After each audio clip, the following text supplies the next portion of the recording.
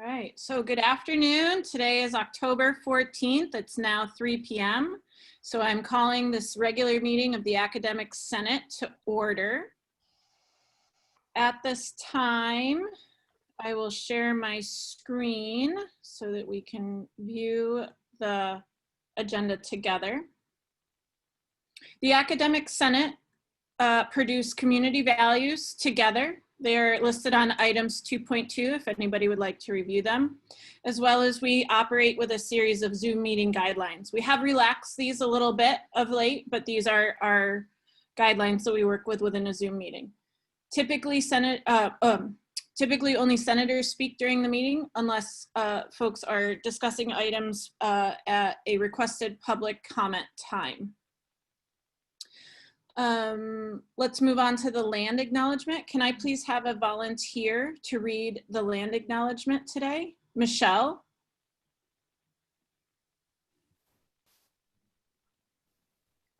Okay. Before we begin, can you hear me? Yes. Okay. Before we begin, we would like to acknowledge the Chumash people who are the traditional custodians of this land. We pay our respects to the Chumash elders, past, present, and future, who call this place the land that Santa Barbara City College sits upon, their home.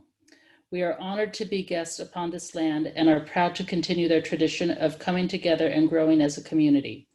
We thank the community for their stewardship and support, and we look forward to strengthening our ties as we continue our relationship of mutual respect and understanding. Thank you so much for that.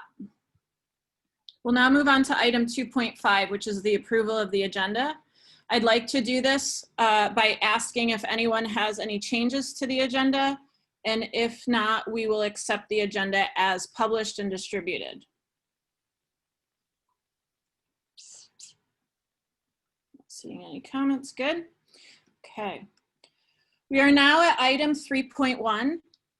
Prior to the meeting, I had 2 requests for public comment. The first one came from Cornelia Alzheimer, and the second one came from Guire Schuyler. So we'll start with Cornelia. Cornelia, at this time, can you please unmute yourself?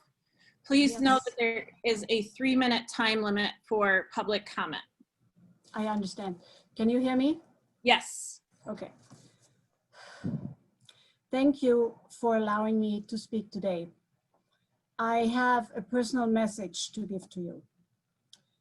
For the last decade, it has been my personal opinion that the SBCC Faculty Association is not a political organization and that endorsing trustee candidates would not benefit our members. And the same is true for the person of the FA president. So whenever I have been asked for endorsements, including in the current election, I have always declined. However, I recently made a monetary gift to one of the candidates in our trustees election. It was meant as a private gesture of gratitude for her past work as a teacher and a part-time faculty advocate. I believed that this was a private gesture and did not expect my name to be publicly listed as endorsing a particular candidate. When I learned that this gift was in fact publicly listed, I immediately donated the same amount to the other candidate. I understand that this does not make things undone, and how my action raised questions and caused hurt and disappointment. I made a mistake, and I want to apologize. I am truly sorry. Thank you. Thank you so much, Cornelia. Guire? Yes, hi, can you hear me? Yes, we can, Guire. Thanks. Okay. Let me, I have two items to discuss. I just wanted to follow up on my perspective of the FA discussion around endorsing Board of Trustees candidates. And while we all have our own personal right to make personal donations, my main concern is that Cornelia did not share this information with the FA board at the time that the discussion happened about the endorsement. This is important to me because I was one of those people who wrote a letter urging the FA to endorse a candidate. So to me, that just seems that it's problematic that the president of our union failed to disclose her personal campaign contribution prior to that conversation. And in that conversation, she opposed endorsing candidates. So there's a transparency issue there, let alone when we talk about the specific candidate, which I won't go into at this time. So that was just a comment I wanted to share with you all. It's important as we're all doing anti-racism and equity work that we look at both our personal and public actions. The other issue that I'd like to make sure to draw your attention to is what I've discussed at public comment at both CPC and at the board. And what I'd like to say again is, if you have not heard those comments, that we all know the extent of the structural budget deficit here at the college. We recognize the hard decisions that need to be made. And we also recognize that we have board policies and administrative procedures that must be followed if there were ever cases of program modification or program discontinuance that we're facing. At the CPC and the board, I did go through very specifically those APs. I want to make sure that all senators review AP 3255 on program evaluation that very clearly goes through the steps that would be required if any program was being proposed to be discontinued. We've had examples in the past of programs that were discontinued that the college did not follow these procedures. So we need our Senate to make sure that that doesn't happen. The other thing that I want to make sure the Senate does is, while we may not label something program discontinuance, we all can understand that if a department loses someone from SERP and then sections are cut from their department, that department could be effectively altered and undermined by those two things. And so those budget decisions, again, cannot be made unilaterally, and we're looking for a strong Senate to stand up to be part of those conversations and those budget decisions. Thank you so much for listening. Thank you, Guire. Okay, so at this time, we'll move on to item 4.1.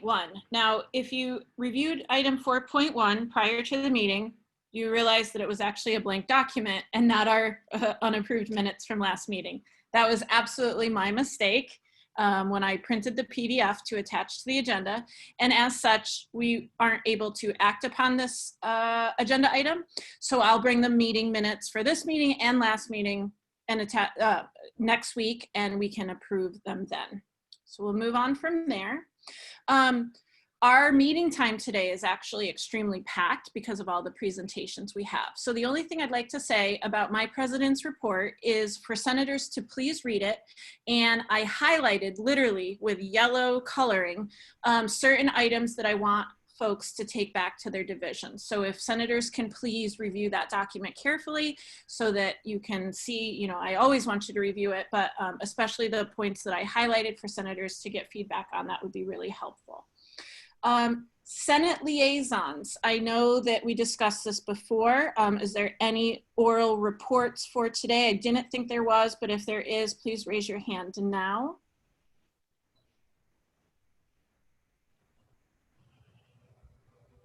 Ruth. I'm just going to say what I usually say is, oh, my camera's, there we go. Hi. Is make sure you read the report, in particular items 2, and I think it's the last one of what I put in about what happened at CPC.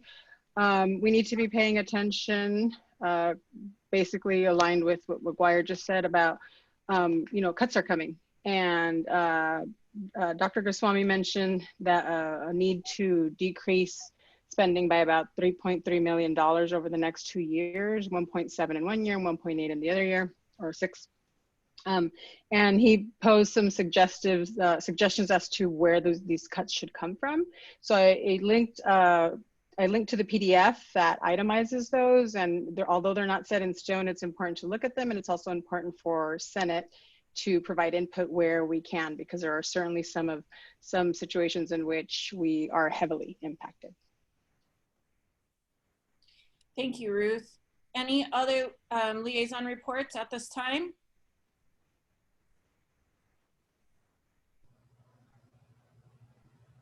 No. Thank you to our liaisons for providing thorough written reports this week. Pamela. I just want to touch a couple of points in emails that I've recently sent out that might be a good idea to draw to the attention of your divisions, maybe particularly adjunct faculty. So I sent a note out reminding people about the tumult that is our national and our local elections. So an item that's really pending for us to be attentive and aware of the consequences and what life will look like on the 3rd and the 4th of November, I think are going to be really critical for us. I'd also like to encourage people to be much more sensitive and a little more graceful about student illness during the time period of COVID.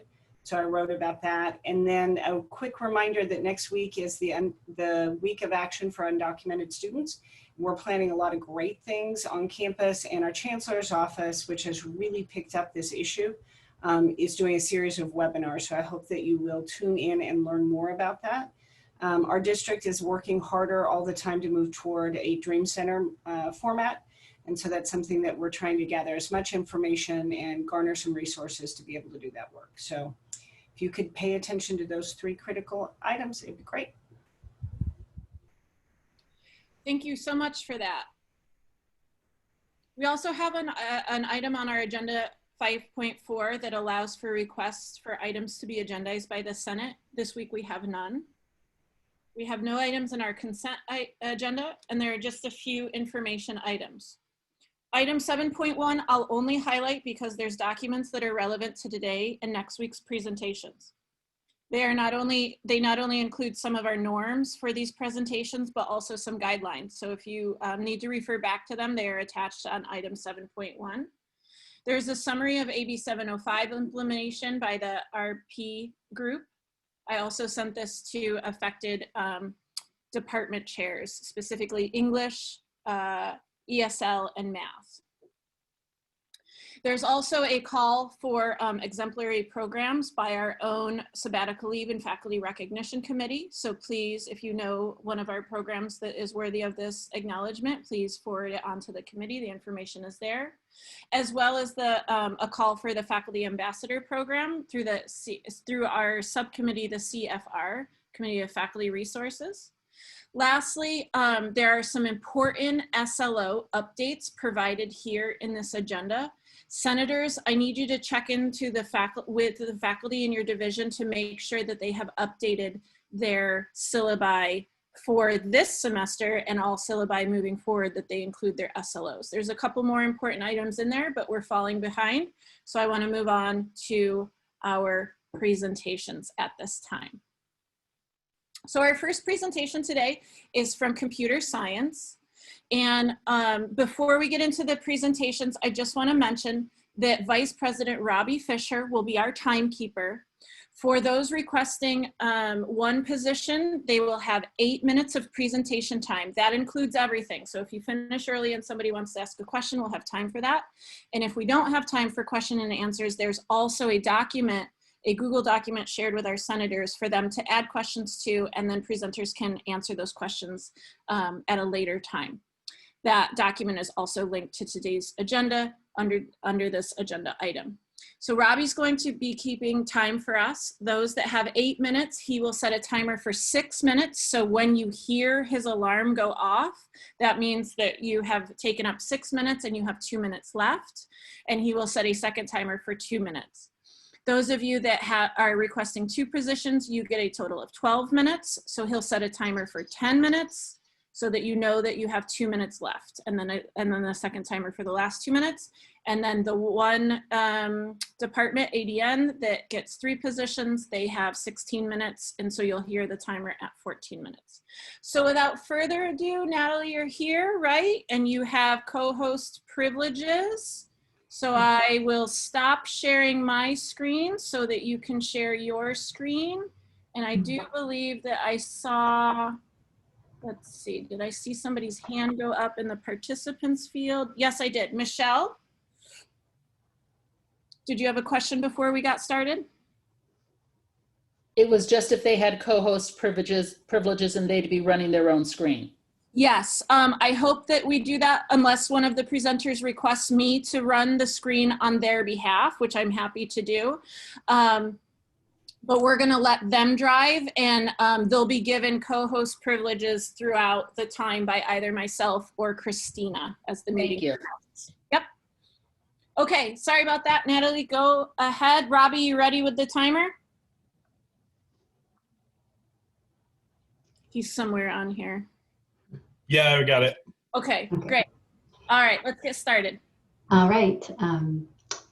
Thank you everyone for listening to my presentation. My name is Natalie Gebels and I am the new Computer Science Department Chair. I took over in May and I'm presenting a proposal for replacement of one full-time tenure track faculty position, and that would be to replace Dean Nevins, who left over a year ago to take on an administration position in the IT department. So first I wanted to talk briefly about who takes our computer science courses. Most of our students that are taking courses in our department want to transfer to four-year colleges in majors such as computer science, computer engineering, related majors or emerging majors that require a couple of CS courses to transfer. We also have a lot of undecided local promise students that take our intro courses and then decide to go into computing majors. And of course, some local professionals too. But mostly we have a lot of students that are here to transfer to four-year universities. We enroll about 500 to 600 every semester, and we have full sections and full waiting lists. And so our fill rates are really high. I have both here fill rates for fall and spring. And we are close to 100%, and you'll even notice in spring it's even higher, and that's often, I believe that's caused because a lot of students that only need one course, they'll wait till their last semester before they transfer to take our course. And so we are in high demand. So next, what I wanted to focus on is how are we actually meeting that demand and keeping up with that demand. And who is teaching the courses? Well, we are not really doing a good job. We only have 4 full-time faculty members, and that's the same number as in 2004. If you don't remember 2004, do you remember 2004?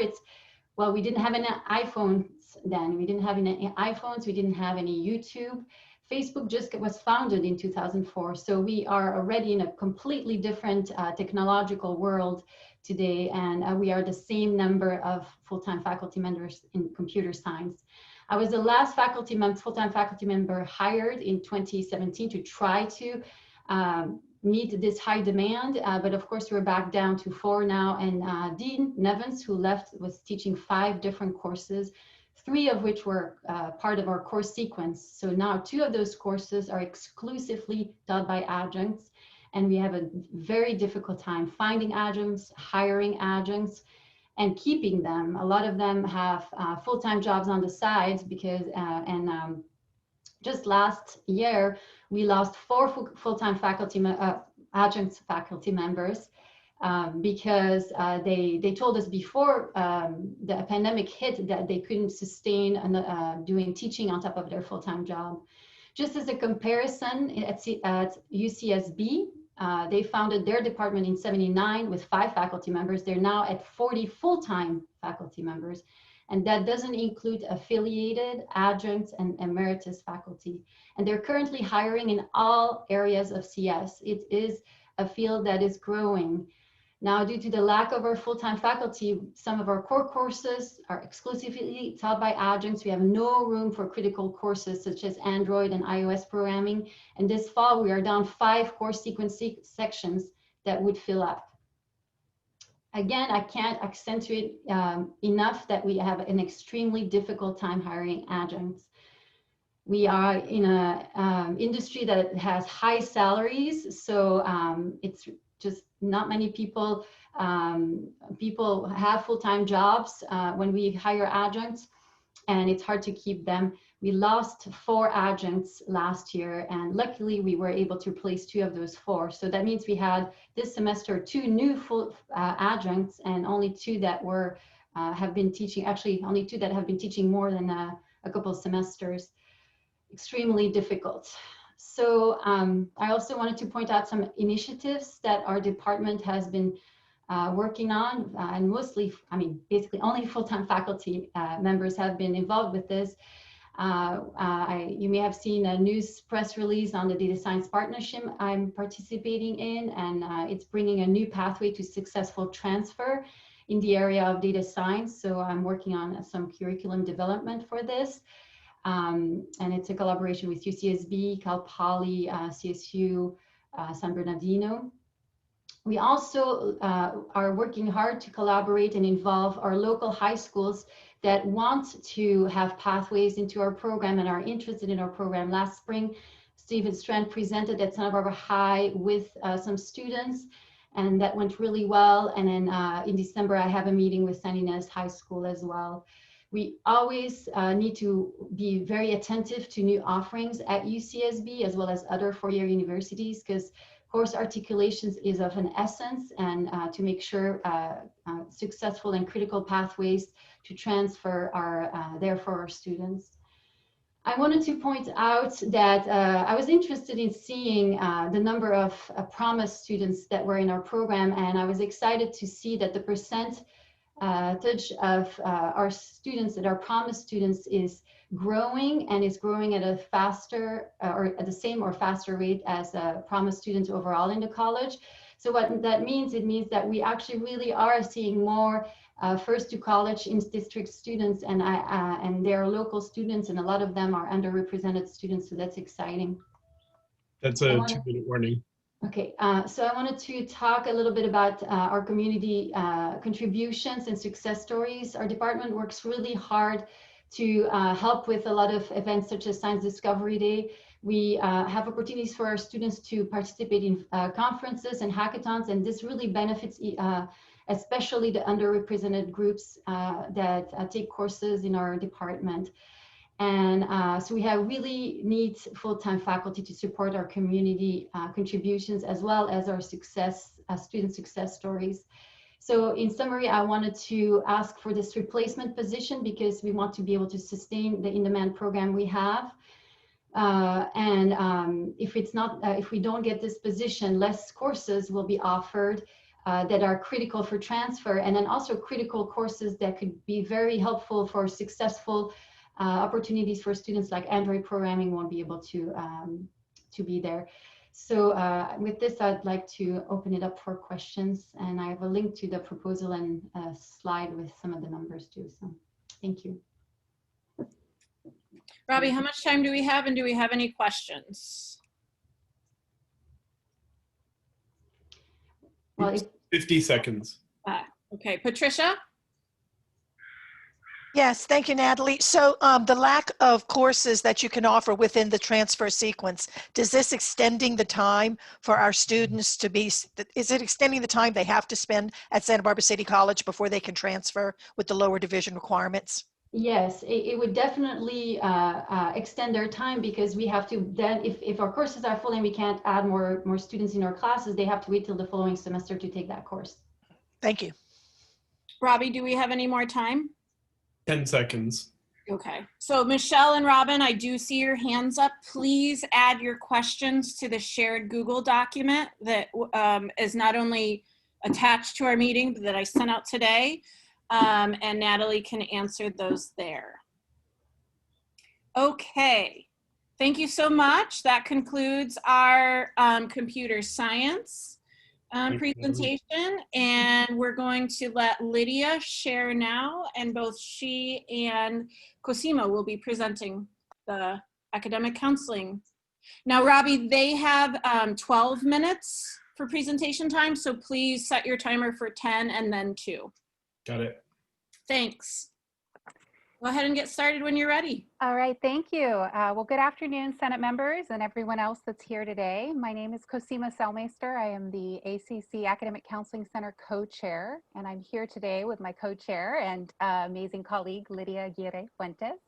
And it's a pleasure to be here among our esteemed colleagues. Lydia and I, on behalf of the Academic Counseling Center, appreciate this opportunity to come together with you today to share the critical role that academic counseling has on the success of all of our students and the impact that counseling plays in many of our college and statewide initiatives listed here on this second page, and what we hope to achieve in having our academic counseling replacement positions filled. We hope that the information we share today will provide insight on the great work being done on our campus to increase student success through our case management model. We also want to acknowledge all the work that we all are doing collaboratively: instructional, counseling, administration, support staff. We know we are all here to serve the vision and mission of our institution, and we know we're a team where all of our endeavors work towards student success. Thank you, Cosima, for that awesome introduction. The manner in which we serve our students effectively is by using a case management model. Case management has been made possible in large part due to the utilization of Starfish. Currently, our caseloads are quite large. In fact, our student to counselor ratio is currently 1 to 564 students. The statewide recommendations are 1 to 370 students. And still, other community colleges have done even better. Like Santa Monica City College, where their student to counselor ratio is 1 to 282 counselors. 1 counselor to 282 students. And it's important to note that even with the 564 students, this doesn't account for all our prospective students we serve in class planning and alumni who stay connected with us. As a snapshot of what those additional numbers look like, ACC met with one-on-one for course planning to create individual education plans for 2,821 students for the summer and fall 2020 enrollment period. Having said that, it's important to be aware of the type of interventions and touch points we have with our students in our case management model. We're all familiar with the great work done by the RP group and the 6 factors of student success as seen here on the slide. And thanks to our case management model, we are able to hit more of the 6 factors than ever before. If you take a look at the list here, these are but a few examples of how we serve our students. From interventions with academic probation and disqualification, to helping students with comprehensive student ed plans so that they can achieve their academic goals, to meeting one-on-one every semester with each of the College Promise students, to degree applications and transfer applications. And if these positions are not replaced, then our numbers will increase and we won't be able to sustain what we're currently doing, let alone implement effectively all the new initiatives that we've all been working so hard on. This is exactly why replacing these positions is such a critical component to our student success. And our disproportionately impacted students will be those that will be impacted most by the increasing numbers in our student caseloads. When we speak about what our ideal would be, there are several programs in place on our campus that are achieving a successful case management model with lower student to counselor ratio. They have met the mark. Both of us, Lydia and I, have worked directly with and or benefited from these program models. And again, this is what we strive in ACC to continue to work towards. In my experience, I worked with the Express to Success program, which was designed to close the achievement gap of our disproportionately impacted students with a focus on equity-driven principles, and it built its success on intensive case management model following some of the guided pathway pillars and the 6 factors of student success.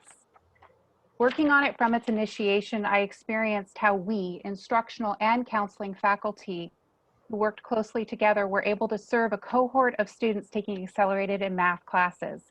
And we were able to directly impact the outcome of their course completion rates in math and English.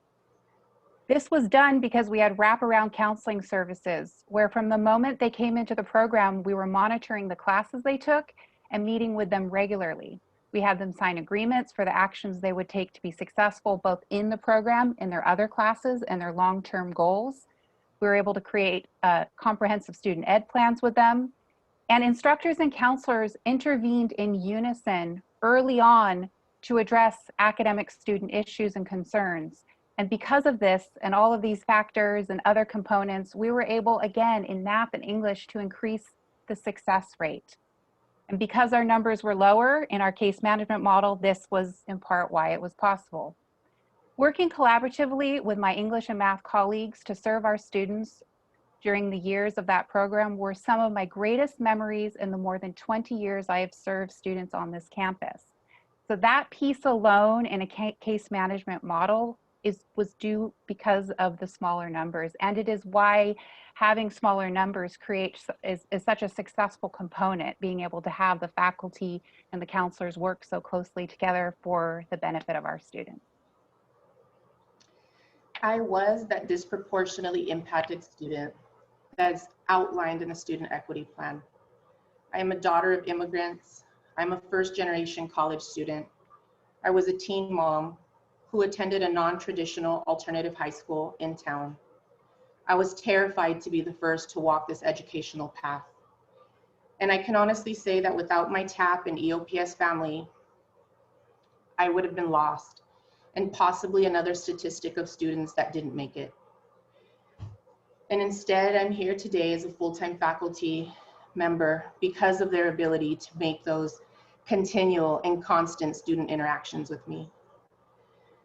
Through TAP and EOPS, I was watched over, guided, encouraged, and supported in ways that only a smaller family could do. Both TAP and EOPS had more manageable caseloads and wraparound services, and that made all the difference in the world. This is what we all desire for our students. And we as an institution have been recognized for the stellar programs that we have, like those mentioned here. And we hope that one day ACC will also be able to have that for our general student population as well, if we are willing to recognize and dedicate the resources we need to our department to make this happen for all of our students.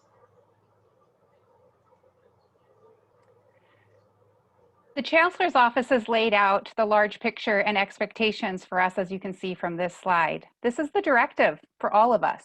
We are all tasked with this, and the common thread in this is the need for an academic counselor to guide students through the steps towards their completion. Over 5 years, an increase by at least 20% in the number of California community college students annually who acquire associate degrees, credentials, certificates, specific skill sets that prepare them for an in-demand job. And over 5 years, a 35% increase in the number of our transfer students to the UCs and the CSUs. We know with the Santa Barbara City College Student Equity Plan, it highlights the need for intrusive counseling with a particular focus on our DI students through the Guided Pathways framework to increase success rates in their classes and towards their intended goal, allow for regular ongoing meetings for every student with an academic counselor to establish a clear academic plan on completion, graduation, or transfer. These meetings will serve to keep each student on task, reduce time to completion, and build a rapport with educational support staff.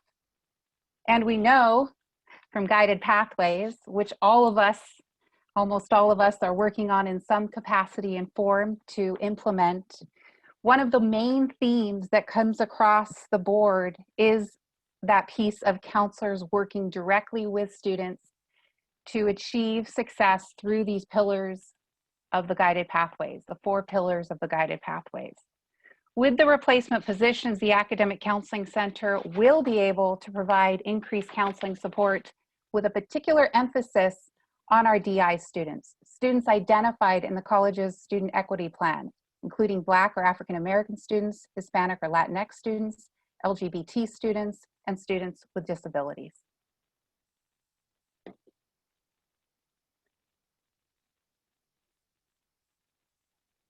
Just kidding.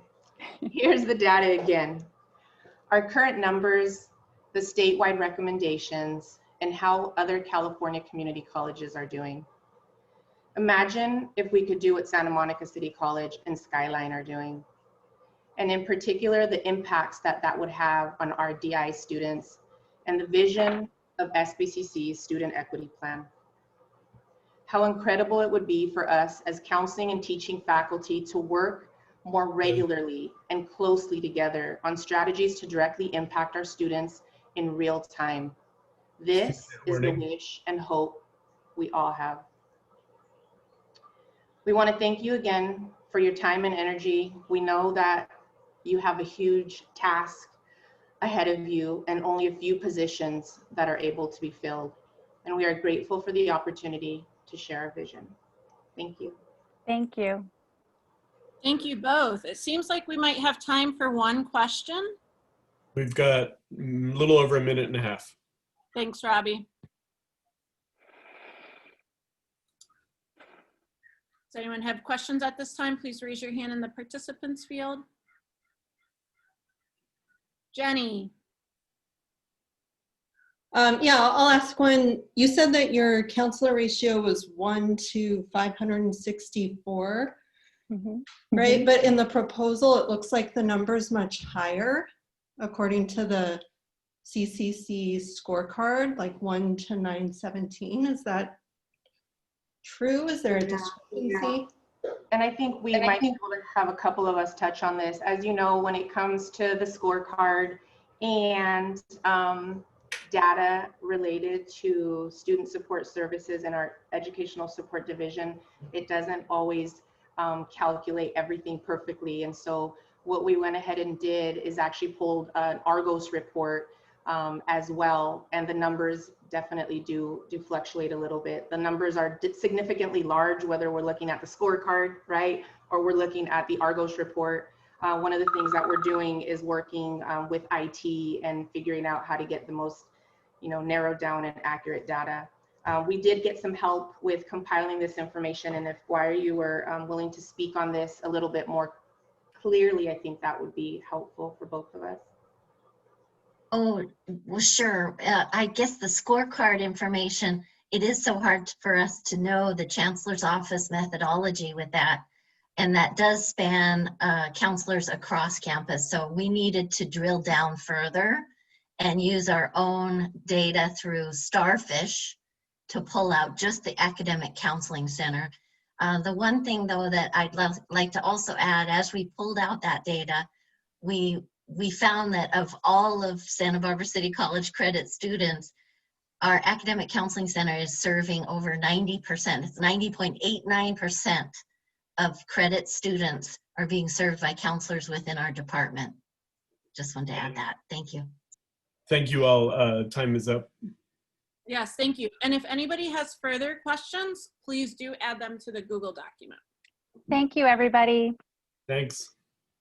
All right, so next up we have English. Melissa, I know that you are here. Are you ready to share? Yes, I'm gonna try. Okay. Do Excellent. you all see that? Okay. Yep. Okay, how about now? Yep. Are we good? Okay.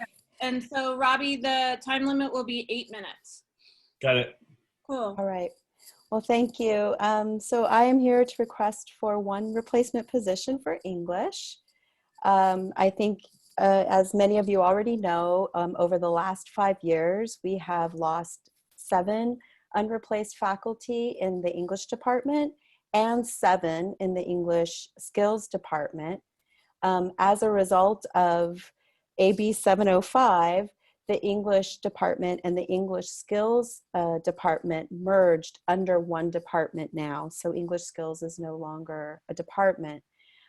So considering the figures then, we used to be a department of 30.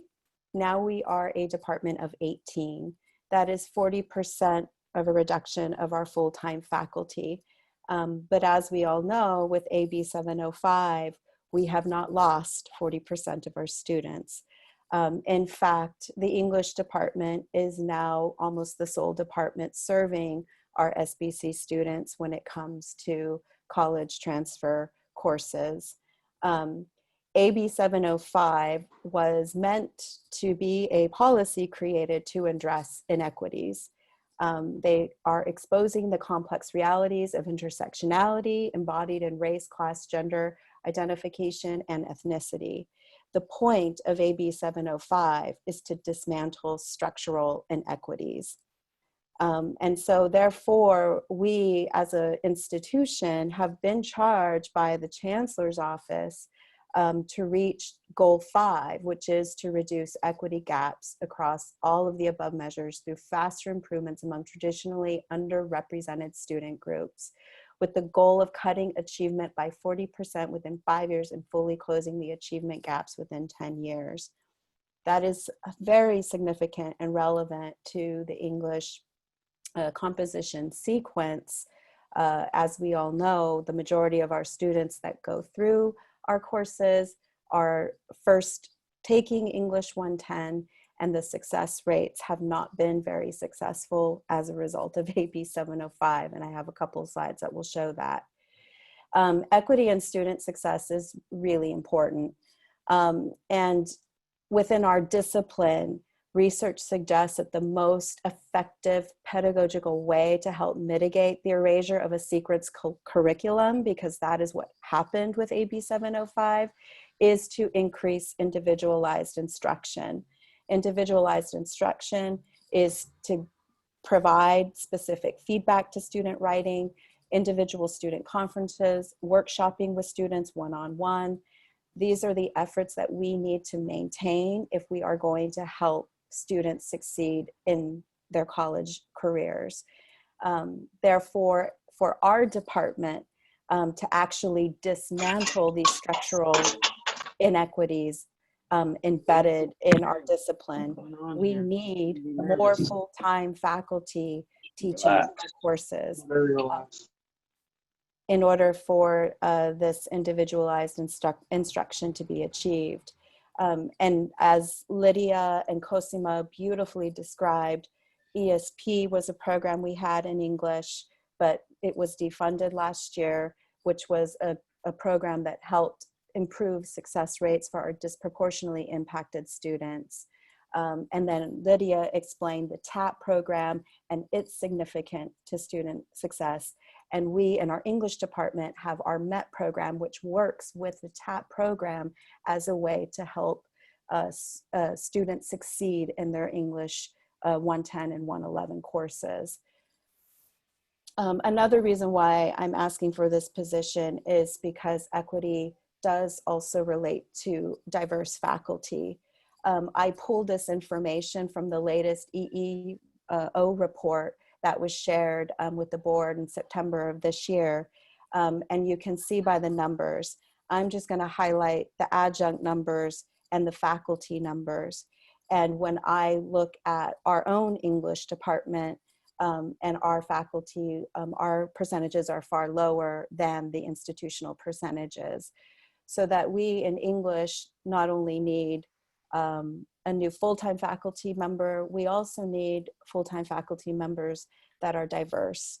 And that again relates to our equity efforts as an institution, but it also therefore relates to the larger anti-racist work that we are trying to do as a part of our institution. We need more faculty of color to share research, to participate in curricular redesign so that we can actually revise our structures and dismantle what has been created across other institutions. When I took this information from Tableau, it gives us the success rates for Latinx students. I've decided to focus on Latinx students since they are sort of the largest group in terms of our disproportionately impacted student population that we have data for. And you can see from fall of 2014 to spring of 2019 that the success rate of our Latinx population in English 110 has dropped 10%. So it's at a 66% success rate. So that there is sort of room that we need as a department and as an institution to improve the success rate in these figures. 2 minutes. Thank you. So another component is equity and the full-time English faculty. Just as I shared in the previous slide, according to the USC's research and the need for full-time faculty, and particularly faculty of color, when we look at our percentages within English, due to the dramatic decrease in full-time faculty. You can see, again, I pulled this information from Tableau. 37.4% of our college composition courses are taught by full-time faculty. That means 62.6% of our English composition courses are taught by adjunct faculty. No one's saying adjunct faculty don't do a wonderful job. However, we need full-time faculty in English. It is too crucial of a discipline within the larger structures of guided pathways, within our larger work as an institution for student success, in order to reach the goals of the Chancellor Oakley has placed upon us to close equity gaps. We need full-time faculty. The English department is 20.9% below the institutional average in terms of our full-time faculty numbers. So again, the impact of English 110, which is one of our college composition courses we offer. We also offer English 111. This fall, we had 91 sections that we offered. We still couldn't meet student demand with the student-centered funding formula, guided pathways, the Chancellor's charge for student success. We need a full-time member. Access does not equal equity. And I think that's super important for us to keep in mind. So last year, as many of you know, many of you were senators last year, English was awarded a replacement position, but because of the budget, we were unable to hire. We went through our final interview rounds, but we were the third in line and only the first two got a spot. So therefore, we're asking for your consideration again and to please honor the replacement position we earned last year. Conditions haven't changed. If they have changed, it's only increased our need even greater. Thank you. Thank you. Time is up. Okay, so there will be no time for questions. And so please add them to our Google Doc. Awesome. So I believe next is American Ethnic Studies. And I did see Tomas here. And so Tomas, please go ahead and unmute yourself. And are you ready to share? I'm just going to talk. Oh, you're not going to share your screen? Yeah, okay. Okay. Great. How's everybody doing? Good. Good.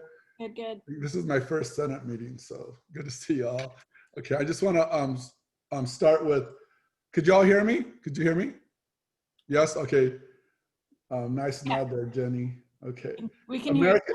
American Ethnic Studies is a critical and interdisciplinary study of race, ethnicity, and indigeneity, with a focus on the experiences and perspectives of people of color within and beyond the United States. Since the emergence of American Ethnic Studies as an academic field in the late 1960s, scholars have analyzed the ways in which race and racism have been and continue to be powerful social, culture, and political forces, and their connections to the axis of stratification, including gender, class, sexuality, and legal status. The Department of American Ethnic Studies here at Santa Barbara City College was one of the first in the nation. The department offers Associates of Arts degrees in Black Studies, Chicano Studies, and Native American Studies, and Ethnic Studies.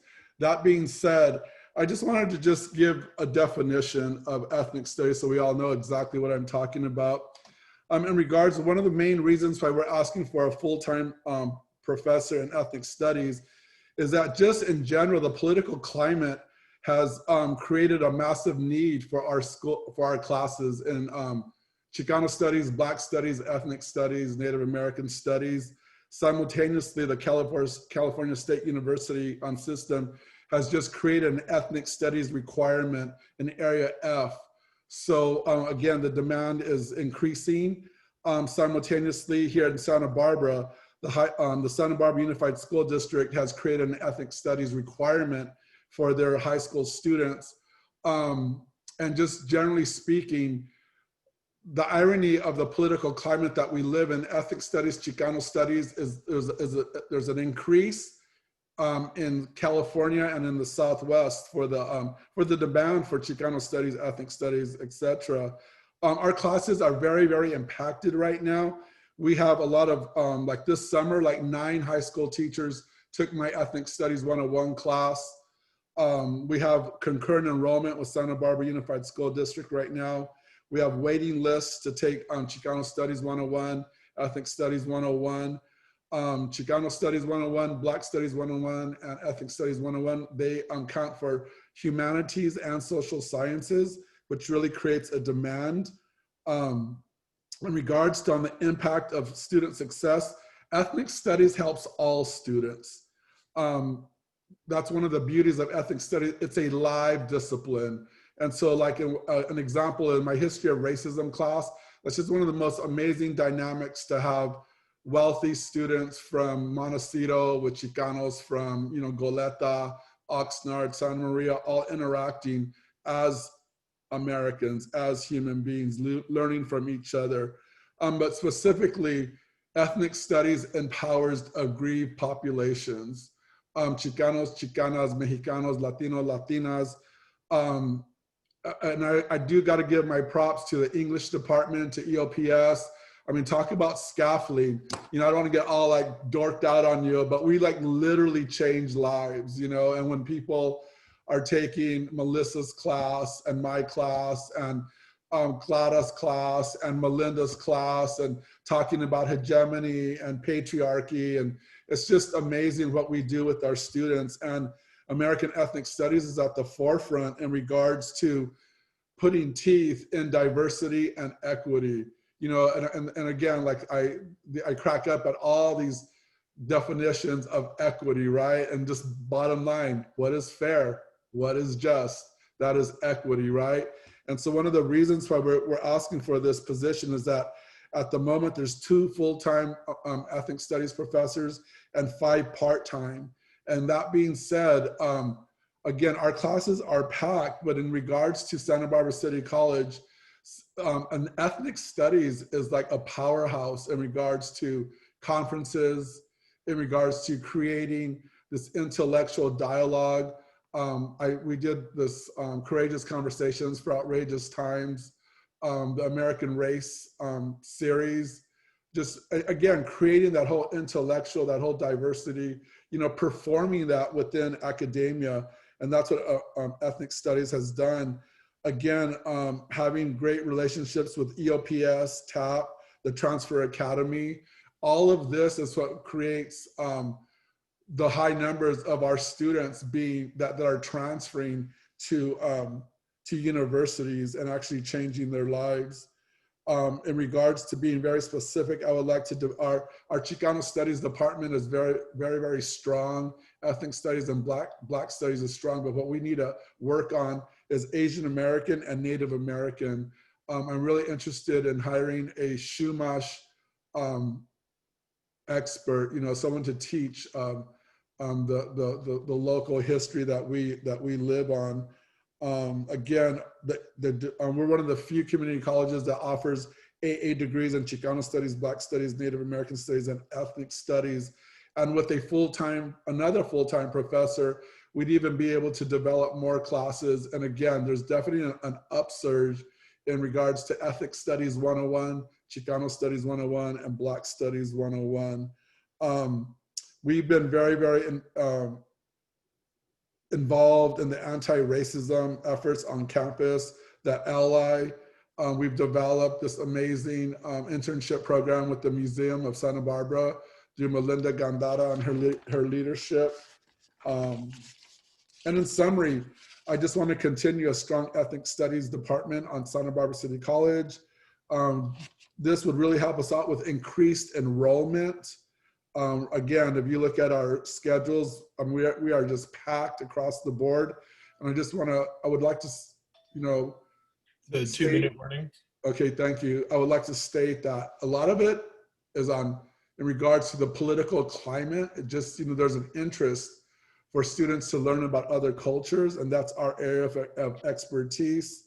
And again, I just really want to you want to talk about equity, you know, diversity, hire another ethnic studies professor, and that is what we will be that is the performance of equity.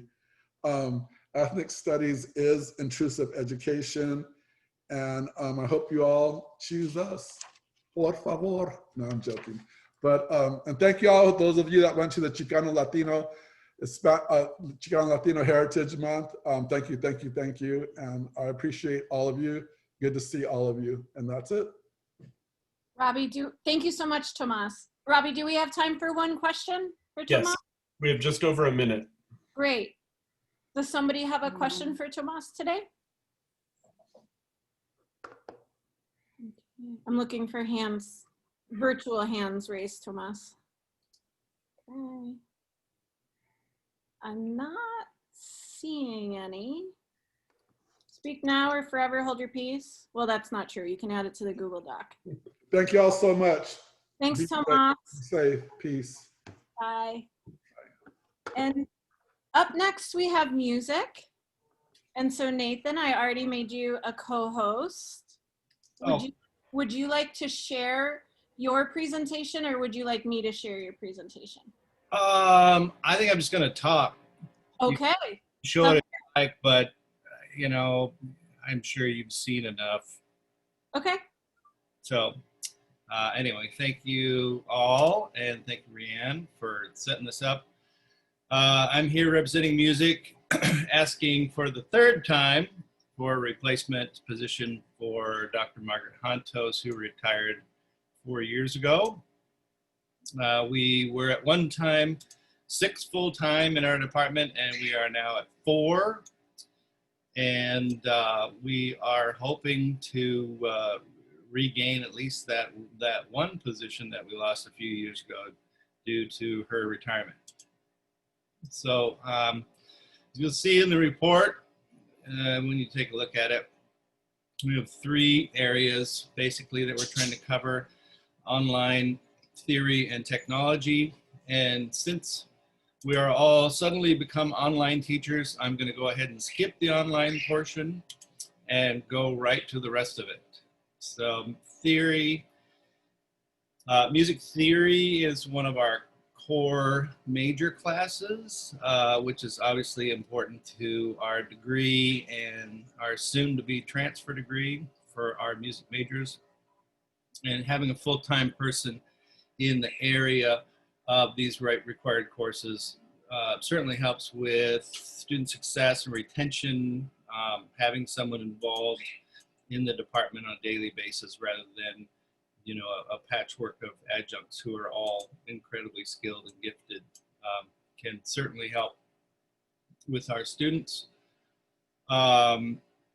In addition to the theory musicianship courses which are required, the students all, now more than ever, are suddenly finding that they, like us, have to live in the new world of technology and know more about, especially in the music area, about audio and recording technology, which we have all been dealing with.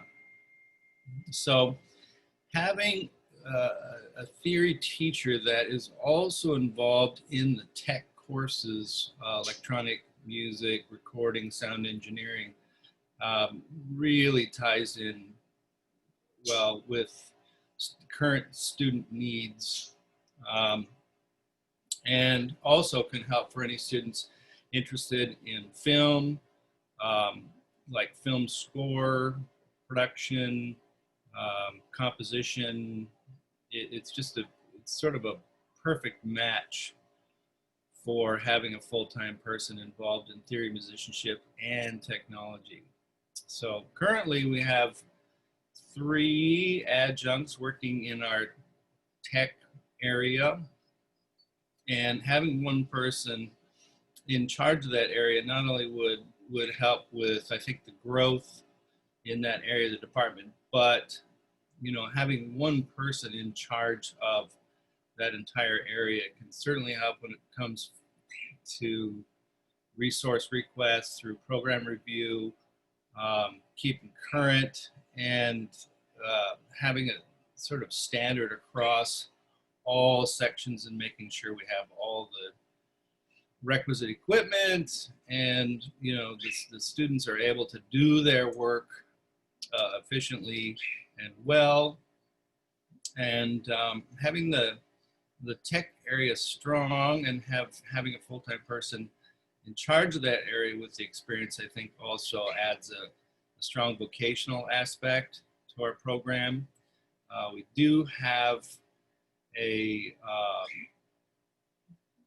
I can't remember what our 2-year certificate is. I think it's in songwriting and recording, but we're hoping to add a 2-year degree for music technology in our area, and perhaps also a transfer degree in music tech.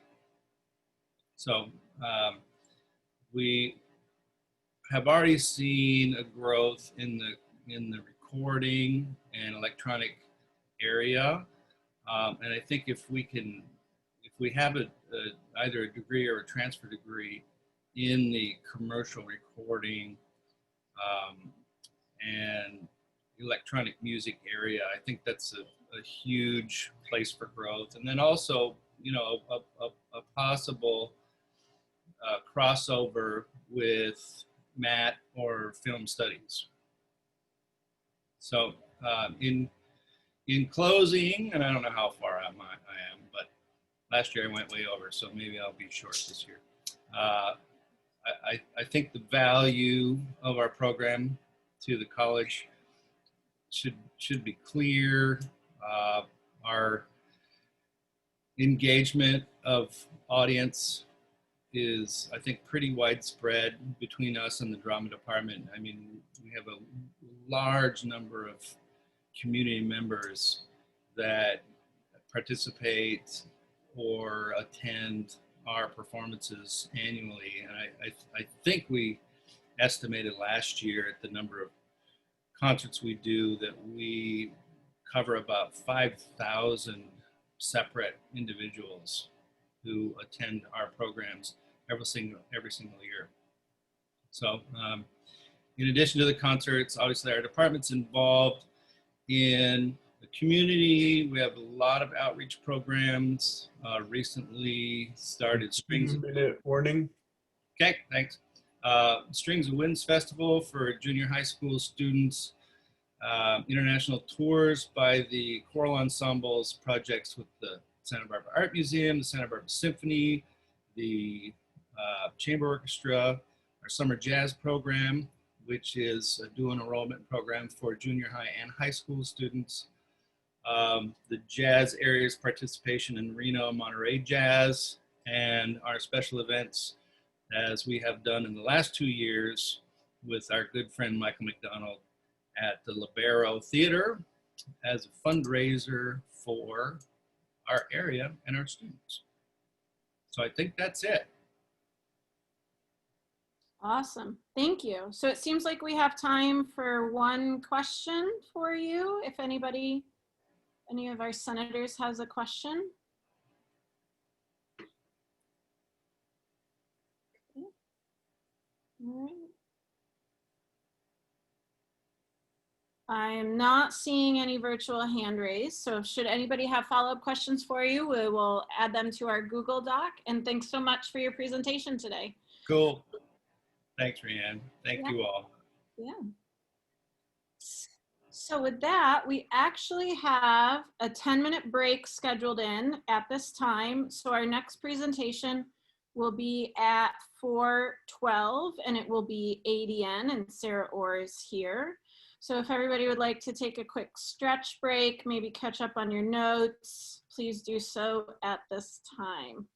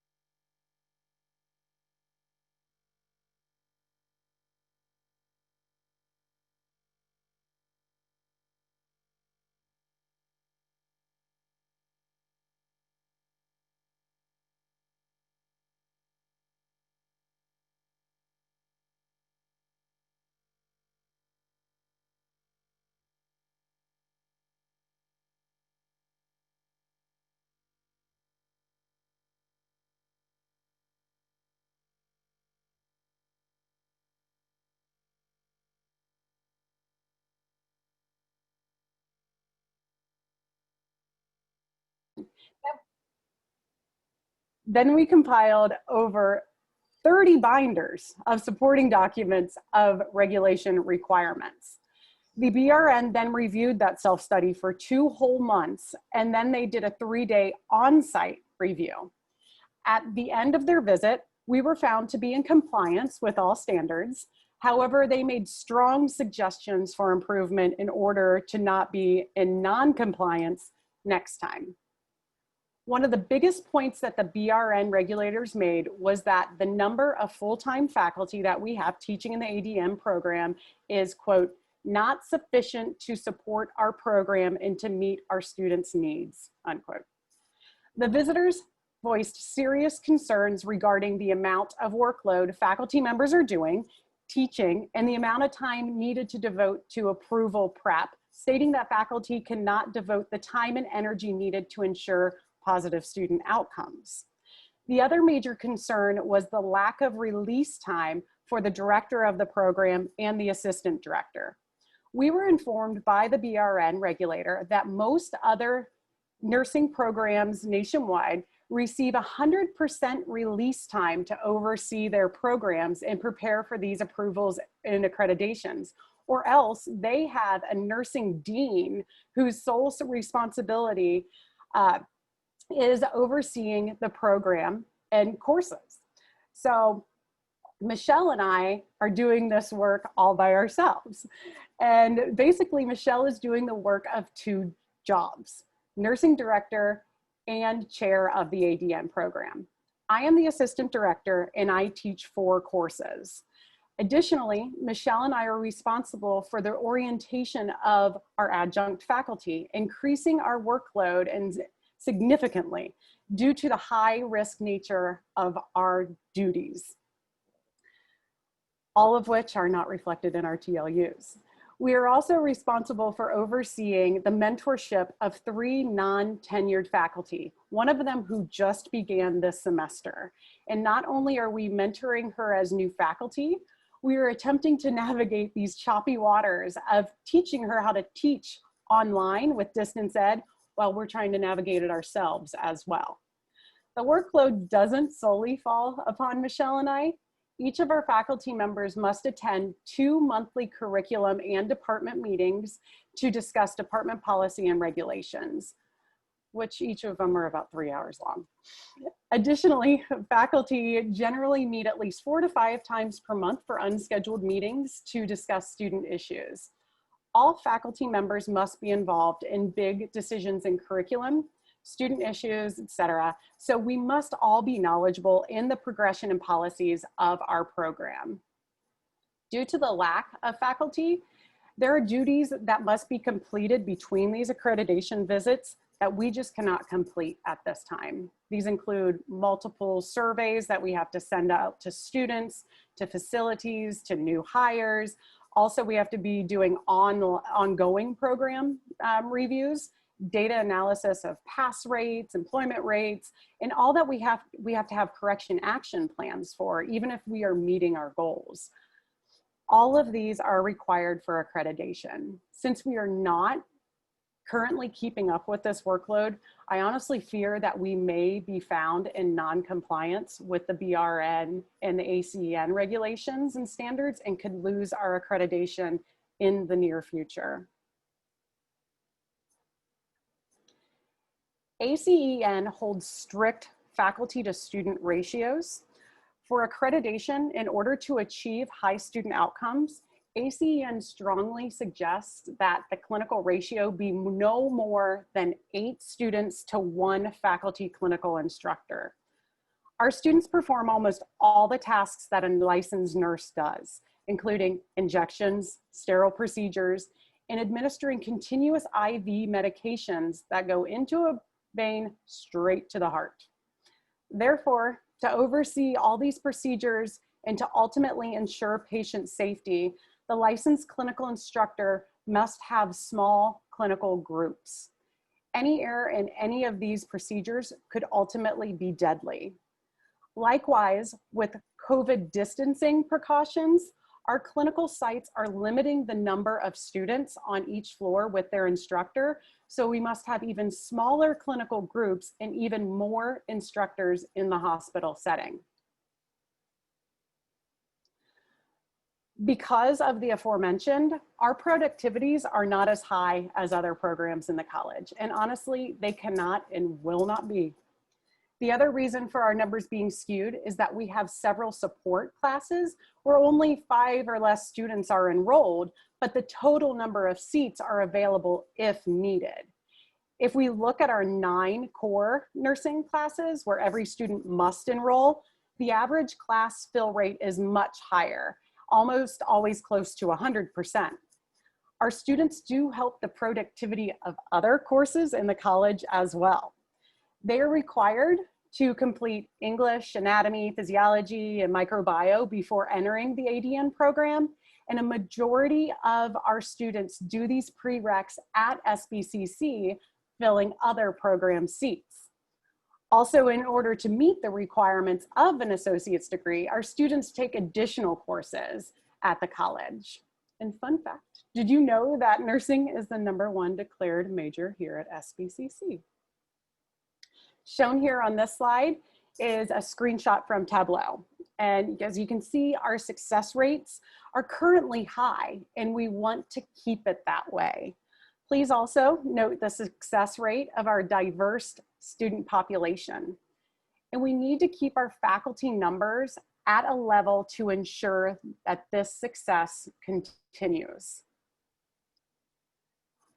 With that said though, next I'd like to speak to the effects of being down faculty members has on our students. In order to receive a nursing license, our graduates sit for the National Nursing Boards called NCLEX. Historically, we have had very high first-time pass rate numbers in the 90%. Unfortunately, several years ago, we started to see a decline in our NCLEX pass rates and increase in attrition rates. And we looked very deeply into why our pass rates and completions dropped, and we could not deny the correlation between overworked faculty doing overload in the clinical and theoretical setting having a negative impact on pass rates. Since that decline, we worked extremely hard to get those pass rates back up into the 90s. This included implementing elective NCLEX study courses for each semester cohort. And after this implementation of these courses, we saw an increase in our pass rate again.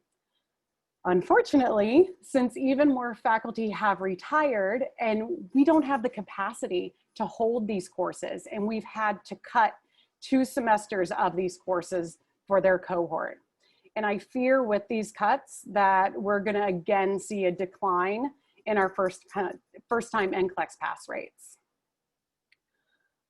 The ADN mission aligns with the SBCC mission statement in that we provide our students a diverse learning environment and opportunities for our students to enrich their lives and advance their careers. Last spring, our program received the Strong Workforce Gold Medal, showing how becoming a nurse positively impacts the graduates' futures. Unfortunately, we do not currently have sufficient resources to ensure student success and to continue the amazing results of the Strong Workforce Gold Star. I believe our program directly serves the community of Santa Barbara and the surrounding area more than any other program in the school. Some of this room may have even had one of our nursing students care for you or a loved one during one of their clinical shifts or after they have graduated as a nurse. The majority of our students are planning to stay and work in the Santa Barbara area. Our students are goodwill ambassadors to Santa Barbara. Every fall, our students participate in flu clinics around the county, which is especially important this year. And as you can see in this photo, our students are doing this even this semester. And this photo was actually posted on SBCC's Instagram page today, if you happen to see it. And already this semester, they have administered hundreds, if not thousands, of flu shots already. And they're also on the front lines doing COVID testing and screening. And once we are able to get back into the community full-time, we're going to be doing more outreach to our underserved populations in the county. Our Men in Nursing and Student Nurse Association coordinated blood drives the past few semesters. They volunteer at food banks, the Salvation Army, Meals on Wheels, American Heart Association, providing education to the community. So the positive effects of our students in the community are endless. I am so proud to teach in this program and to be a nurse. As you probably know, the ADN program is one of the CTE programs that was given a special waiver to have limited access on campus this fall 2020. And this is because we train essential workers. Cottage Hospital is hiring more new grad nurses than they have in any recent year. And this is because of the need for nurses to treat not only the influx of COVID patients, but also to replace the retiring nurses and to take the stress off the nurses who have had to take leave of absences due to traumatic experiences coping with COVID. Therefore, it is absolutely necessary that we have the faculty to train these essential workers at the highest level possible. These are you and your loved ones who we are teaching them to care for. In order to ensure we are serving our students in the community to our fullest ability, we must have the faculty members to sustain and support our student learning. And you all can help us.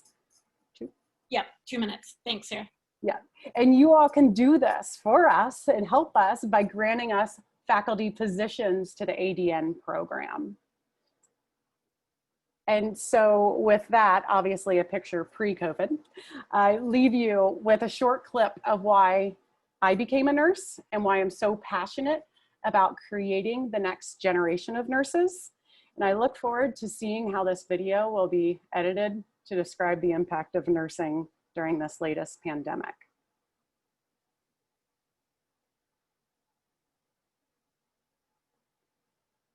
If my internet decides to work. During the Crimean War, more soldiers died from infection than in battle, until a nurse introduced sanitary practices still in use today.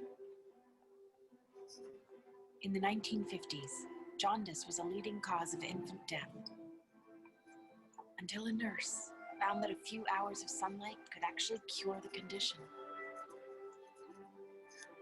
At the dawn of the AIDS epidemic, no one knew how the disease spread, so patients were kept quarantined and alone, until nurses defied convention and embraced them with compassion. And cerebral palsy robbed many patients of their ability to speak, until a nurse gave them back their voices. And I will always be grateful to her.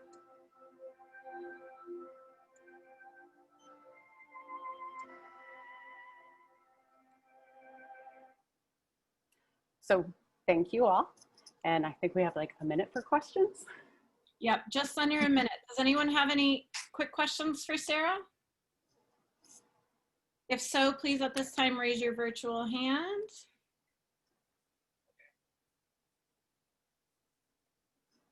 I'm not seeing any. So Sarah, we'll share any questions that we might have in the Google Doc. Okay. And thank you so much for coming today. All right. Thank you guys for having me. Appreciate it. Have a great afternoon. Stay cool. All right. So with that, our next presentation is Jana Garnett with DSPS. And Jana, are you ready to go and screen share? I am working on it as we speak. Thank you. No problem. So Robbie, you'll be ready with the time, right? Yep. Okay. So Jana, you have 8 minutes to present. Wonderful. Thank you. And Sarah, thank you. That was a great segue into my presentation. I appreciate that. No worries. I'm happy to set you up.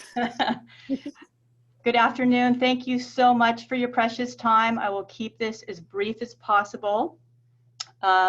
My name's Jana Garnett. I'm the Disability Director here at Santa Barbara City College, and I want to talk about our faculty replacement proposal. We are requesting one DSPS counselor. However, I want to make it clear that we actually will have 2 vacancies by the end of this school year. We had a retirement out of cycle in June of 2019, and then we will have a second retirement coming up June 2021. So we are only requesting 1 position at this time.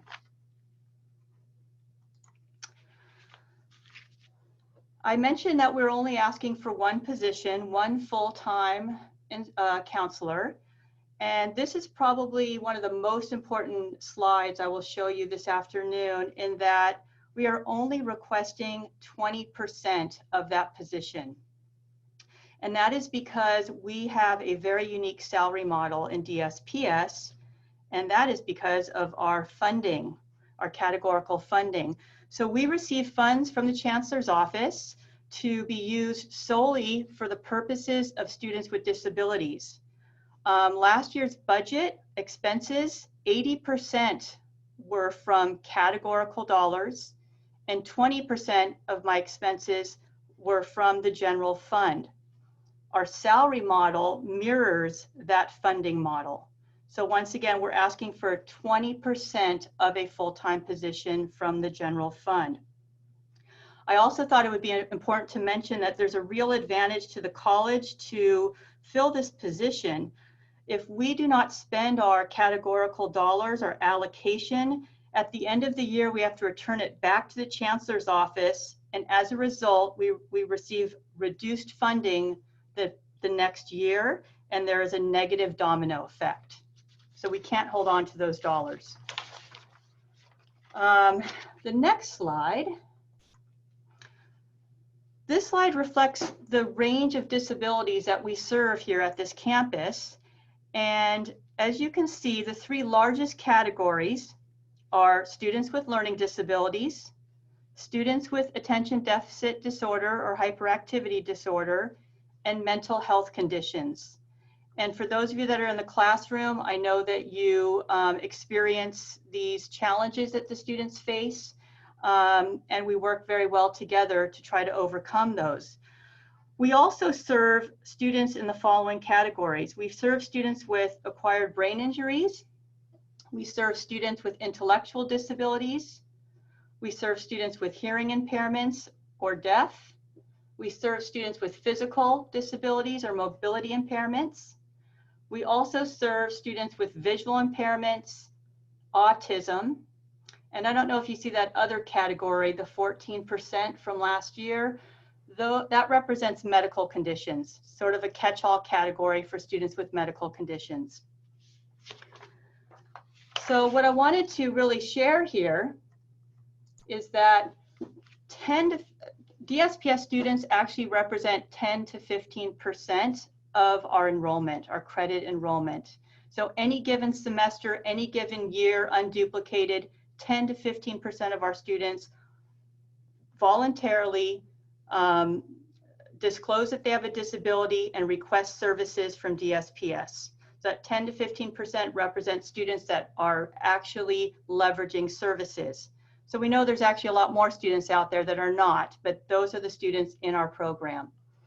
Over the last 5 years, our numbers have grown by 34%, a very large number.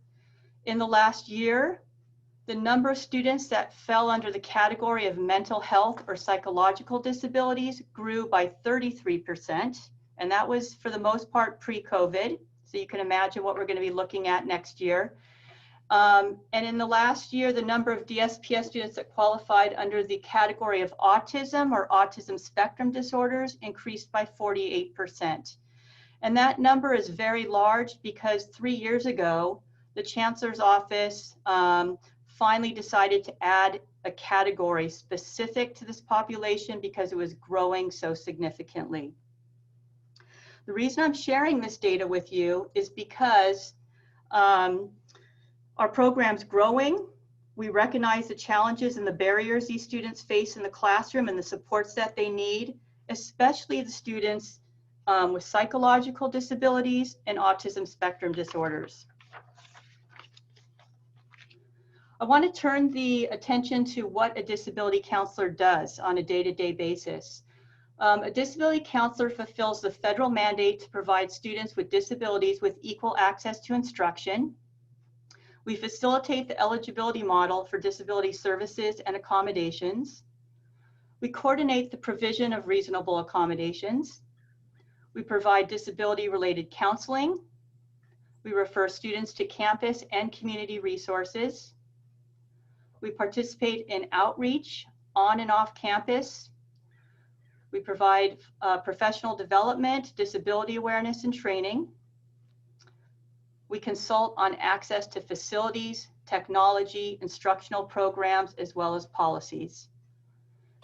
We fully participate in shared governance and other committees with an equity and access lens. 2-minute notification. Thank you. We collaborate with faculty and on fundamental requirements related to instruction.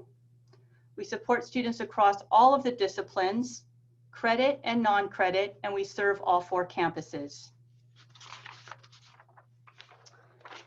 This final slide captures the essence of what we do. DSPS supports students as well as the college. In so doing, we ensure equity, we ensure access, we increase retention and persistence. We also increase student success, and ultimately we generate FTEs. Once again, we're requesting 1 disability counselor position. However, we are only asking for 20% of that position from the general fund. Any questions? Patricia? No, who's got their hand raised here? Let's see. Patricia. Patricia. Yeah. Hi, Jan. Thanks so much. When you talk about the split between general fund and categorical, is that the entire cost of a faculty position, including benefits, or is that just the salary? Thank you. Great question. Salary and benefits. Okay. 80-20. Thank you. Absolutely. Any other questions? We had one more. It looks like Michelle. Okay. Hi, Michelle. Hey, Jana, you may have said this, but is that funding going to continue into the future? The categorical funding? Yes. Yes. Or is it just this next year? Oh, no, it's perpetuity. It's part of the Chancellor's Office funding formula through the Lanterman Act, and I don't see it going away. You know, we have these scares every now and again that they're going to try to put all categoricals into one fund, but that has not been successful. This is a legal mandate that we serve these students, and it's very costly to serve these students, and we need the categorical dollars in order to do that. Thank you. You're welcome. Time. Thank you. Sure. Thank you. Awesome. Thanks so much, Jana. You're welcome. Our next presentation is from Business Administration. Bonnie, I have given you co-host rights to the meeting. And are you going to present your own slides, or would you like me to do it on your behalf? You're muted.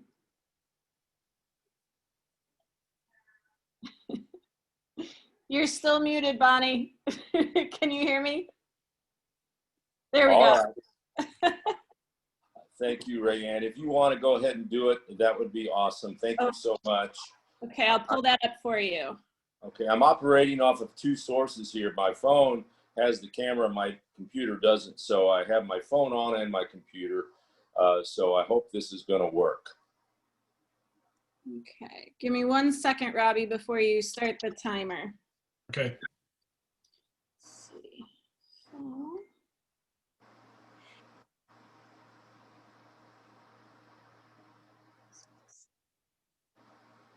okay. I'm going to share my screen. Share. All right. So with that, oops. Nope, didn't mean to do that. Meant to say present. There we go. All right. Can you all see this? Yes. Awesome. All right, so let's go ahead and get started. Thank you, Rayanne. Good afternoon, everybody. It's wonderful to see you virtually, at least. I hope all of you are in good health as well as your family and staying cool on this hot October afternoon. My name is Bonnie Chavis. I'm the chair of the Business Administration Department. I'm here today requesting one full-time faculty replacement position for the Business Administration Department. I'm going to make this short and sweet today, and hopefully, if you've got any questions, provide opportunities for you to ask those of me. As maybe some of you know, or many of you know, I will be retiring from Santa Barbara City College after a wonderful life and career here of 33 years in May of 2021.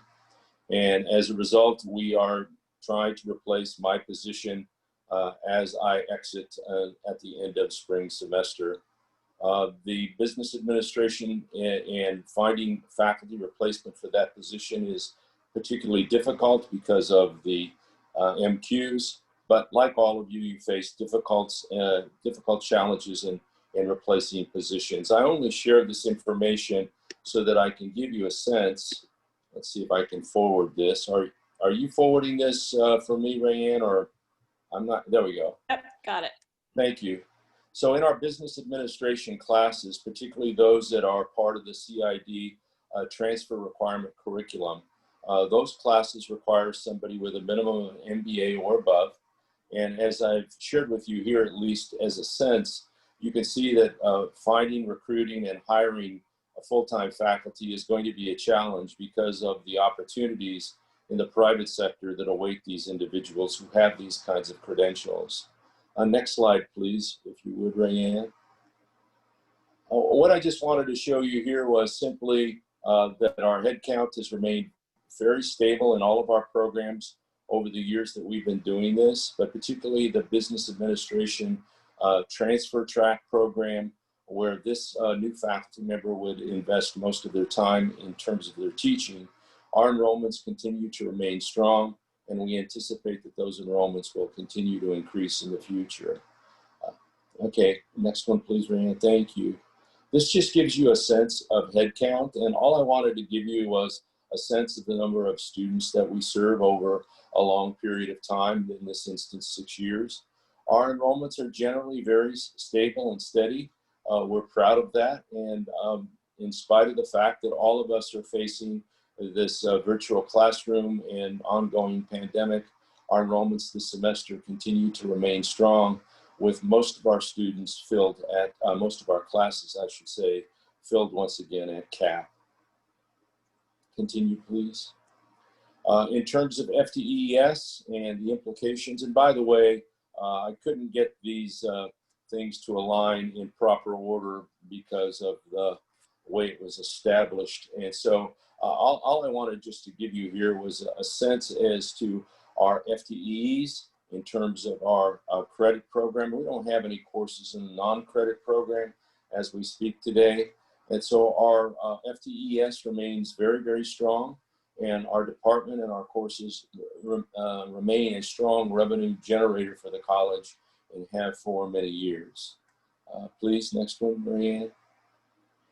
You can see in this slide that what I've just tried to provide for you is just a overview in terms of FTES versus and FTEF. And you can see our range, what we've ranged over the past few years, and that we are obviously exceeding the productivity standard that's been established by the Chancellor's Office. The same applies to our wish to FTEF ratio. And in spite, again, of the pandemic and declining enrollments campus-wide, we have managed to maintain strong enrollments and still maintain a wish to FTE that it is exceeding what the apportionment standard is through the Chancellor's Office. Next slide, please, Rayanne. I hope you can all see that. This is simply just, again, information that was provided in the report submitted to the Senate. And all I just want to give you a heads up on is if you look at the average class size, I know there's discussion going on now. I know President Goswami is discussing the possibility of increasing class sizes. We have maintained large enrollments and have exceeded the average class size of 35 as, if you would, a break-even point for many years. And you can see that our fill rates have ranged from 83 to 79, almost 80% in fall of 2020. There is a little bit of a discrepancy there, and so in the yellow text, I just provided for you the fact that, one more back, please, Rayanne, that the marketing department was included in the business administration department incorrectly for many years. That was corrected in 2018. So just to give you some context. Rayanne, just forego the next slide and go to the next one, please. In terms of full-time, part-time faculty, I think the numbers speak for themselves. You know, sitting here and listening to many of our colleagues present today, the needs in all of the departments across campus are very real and serious. And I don't envy the task that the Senate has in this fiscal crisis that the college is in, with enrollments in decline, how you're going to rank these presentations today. But all I will tell you, notification. Thank you, Robbie. All I will tell you is that if we do not fill this position, our full-time to part-time faculty ratio will be around 25%, far below the established standard. My hope is that the Senate and the college, that there will be some room for a replacement in the business administration department. I'd also want to remind you that if the position is not filled, and again, thank you all for ranking the business administration, and we were able to get a new position through the last round, that new full-time faculty member will have 1 year under his belt as a probationary tenure track faculty member and would be hard pressed to meet the demands of the department. Next slide, please. I'm not going to go through this. I think every department is facing similar challenges. And so the final slide, I would just say to all of you that I sincerely appreciate your time and attention today. And I thank you for the hard and difficult work that you're doing. And I respect whatever decision you make in this ranking process. And I thank you again for your time. I'm happy to answer any questions. We have just under a minute for questions. Anyone has any questions, please raise your hand.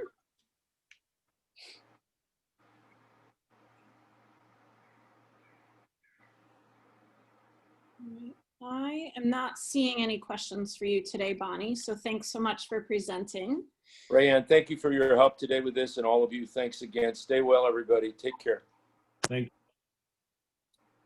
you. All right. We have one last presentation today. Is Shauna here? I think I'm next, Rayanne, or I'm last. Oh, I'm sorry. Yes, I got CIIT mixed up with CIT. So yeah, Esther, I'm so sorry. Yes, you are next. Would you like to, and you said you wanted to drive your own slides. Okay, so Esther, let me go ahead and make you a co-host. There we go, make co-host, and you should be ready to go. All right, go ahead and get started whenever you're ready.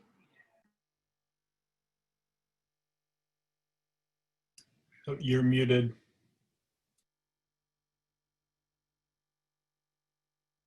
Duh, technologist, yeah. I was trying to be polite. So hello, everyone. I hope you're all doing well. And my name is Esther Frankel, for those of you who don't know me. And I am one of the co-chairs of the newly formed Computer Information Technologies Department. This department has been formed as a result of a merger of two departments, Computer Information Systems and the Computer Applications Department, and both Jen Robinson and I are the department co-chairs. Both Jen Robinson and I are both taking the SERP. And so we are asking for one replacement position for our department. And the reason that we're asking for just one instead of two is because we've seen, as the college has seen, a slight decline in enrollments over the last couple of years. For future reference, I would like to point out that our field is a field that has very high demand in the job market. And so when things get a little bit bad in the economy, we have a huge uptick in enrollments in our department. So we see this kind of erratic pattern.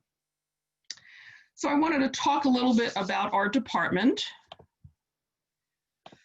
So we are a department of 3, and these are the 3 musketeers.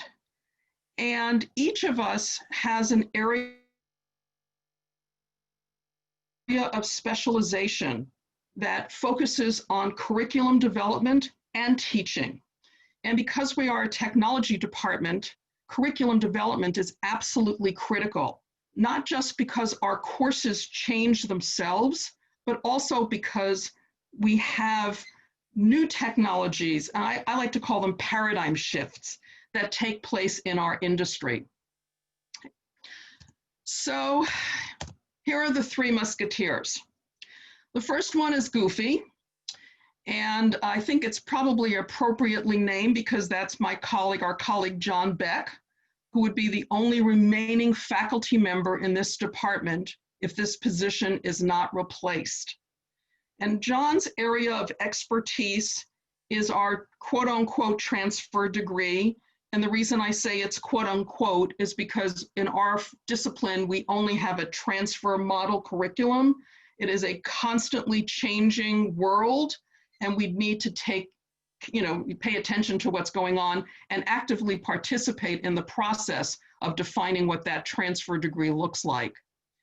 The second area of John's expertise is in databases. And so we have a certificate, vocational certificate in that area. We have several skills competency awards. And you'll notice that I have a topic listed here in my list here, and that topic is data analytics. So data analytics or big data is a very new area of technology that's becoming very, very popular in industry. And we are just in the process right now of creating a new certificate for that area of expertise. I think those of you who have been on CAC know that I am there so often that I always joke that if I had frequent flyer points, I could go to the moon and back, because we are constantly updating our courses and constantly coming up with new courses that reflect what's going on in technology. The next person, I'm the next person, so I'm Mickey, and my area of expertise is the system administration area. And we have multiple certificates in this area. In fact, we just put 3 of them through the CAC over the last 2 years, as well as several skills competency awards. I am the co-chair of the department. I am the faculty lab manager of the business communications labs. And I also manage our IT academies. IT academies are relationships that industry vendors have with academic institutions. We have about 8 of these relationships, and 5 or 6 of them are sort of active ones. Each one has a different set of policies, a different contract, a different way of accessing their resources, and those are constantly changing. So that in and of itself is almost a full-time job. I am the lead instructor for the Transfer CIS 101 class, and then I handle other certification-oriented classes such as help desk, system administration, and so on. If you'll notice there, one of the topics is called cloud computing, and that is an area where there's a paradigm shift. I just created a new certificate in that area. We have new courses that need to be introduced into our curriculum. And, without a full-time faculty member, it's going to be difficult. And then the last person, Donald, that is Jen Robinson. And Jen handles the computer applications area with a degree, multiple certificates, and several skills competency awards. And as you see there, Jen is the co-chair of the department. She is the lead instructor for the Comp 101 course, which is also a transfer requirement in a number of different departments. And both CIS 101 and Comp 101 are courses that are in other programs all over the campus. She handles the Microsoft Office suite as well as the Google suite. There's some changes that are happening there in the certification world. And she also has oversight of our LTA and tutors. So as you can see, we have a diverse set of technologies that we cover in this department. And I would argue that we are the most diverse computing department on this campus with respect to the variety of technologies that are taught. We have technologies in classes that are constantly changing. We have these paradigm shifts of new technologies that are coming to the forefront. And we need full-time faculty members to be able to lead that process. I would also like to point out that, like Bonnie, we have huge challenges in hiring adjunct faculty members. You know, all of our adjuncts work. It's not a freeway flyer kind of model. They work, and most of them don't want to teach more than one class. Most of them are doing this out of the goodness of their hearts. Sometimes they want to team teach because they don't have enough time. And I've had situations where literally an instructor will call me 2 months or a month before the semester starts and says, you know what, I don't have time. I can't do this. And I have to run around finding somebody at the last minute. So that's a huge, huge challenge for us. So in summary, we have a wide variety of courses that we offer and technologies that we teach and we need to quote unquote manage. We have difficulty finding adjunct faculty members. And in fact, our model in our department is that full-time faculty members typically teach introductory level courses because that's where you see the greatest variety of student preparation for our courses. And so that's a challenge if we leave the department as a one-person department. We have courses that are required in other departments such as business administration and AJ and HIT. We have courses that are cross-listed with other departments. So I was on a phone call this week with Melissa. Okay. And so hopefully you understand the need to have at least one more full-time faculty member in our department. And now I'll open it up to questions. We actually don't have time for questions, Esther, but we won't open it up for questions. We have a shared Google document that senators can put their questions in that will be shared with you to answer any that come in for you. Right. I'm aware of that. Thanks. Okay. I read, you know, we have an expression in computing, RTFM, which means read the effing manual. So yeah. I did read the effing manual. Yeah, thanks. You read my email. Thanks, for that email. All righty. So with that is our academic senate meeting for today. Do I hear a motion to adjourn? Move to adjourn. Thank you, Robin. Do I hear a second? Second. Ellen seconded. Can you unmute yourself for the roll call vote? Yes, no, or abstention? Yes. Oh, wait. Yes. Yes. Yes. Yes. Yes. Yeah. All right. That's it for today. Thanks so much, everyone. Thank you. Bye. Thank you.